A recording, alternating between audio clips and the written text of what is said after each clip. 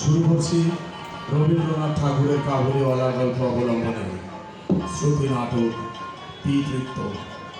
নাট্যরূপ ও নির্দেশনা কমলকান্তি পাল, আবহ সুতীর্থ ঘোষ, প্রযোজনা শ্রুতিধারা পড়াশা।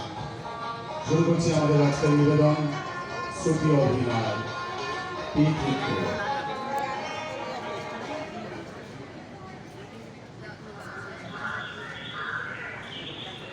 বাবা বাবা কাকে কাওয়া বলে, ও কিচ্ছু জানে না।